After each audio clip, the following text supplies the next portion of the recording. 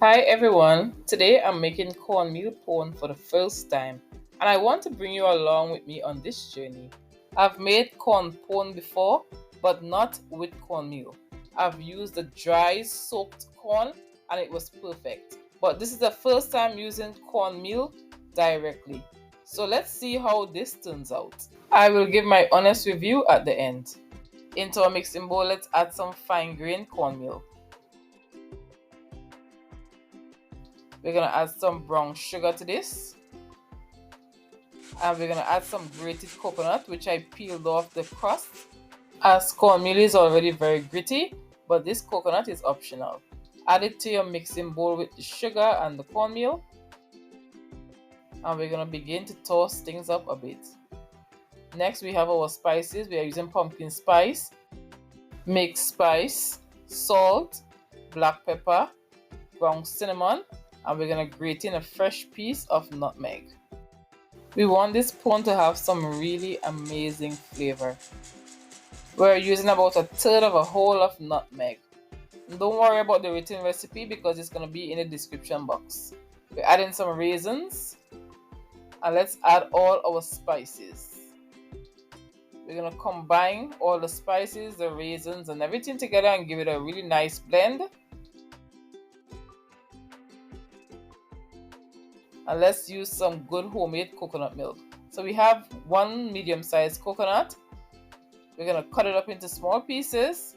Then we're going to add it into our blender.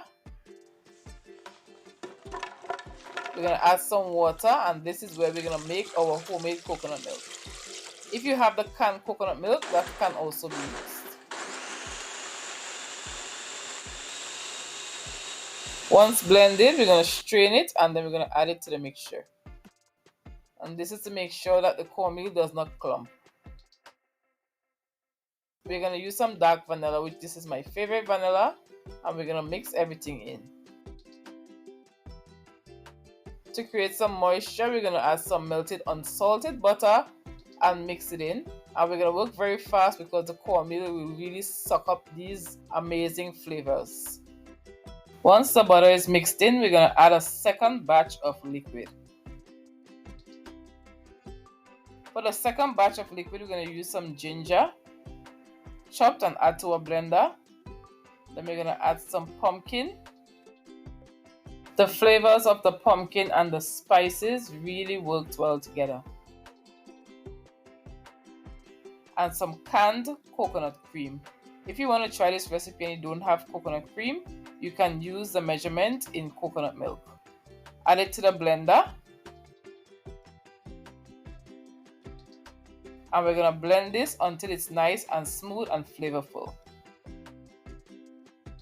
Once it's nicely blended and creamy, we're going to add it to the mixture. My only regret in this recipe is not adding a second can of coconut cream. I will add that can of coconut cream to the recipe in the description box. Mix everything in, it's really nice and creamy. But as I said before, this recipe you have to work really fast with it because it's not like sweet potato. It soaks up liquid very fast and it can get very thick. Then you will have to add more liquid. So you would want to mix all your liquid, have them on standby before you start making the recipe. This is good. Corn pone the old school way using the soaked corn overnight does not require as much liquid as this cornmeal pone. If you have gotten this far into the video, give the video a thumbs up, which helps my YouTube channel to grow by reaching more people, to help me grow and to make better content. We're using a dish that is big enough to hold all the liquid. We're going to grease it with some butter, including the corners, and we're going to pour our mixture in. Once it is in the oven, we're going to make a delicious topping to top the pone when it's halfway through.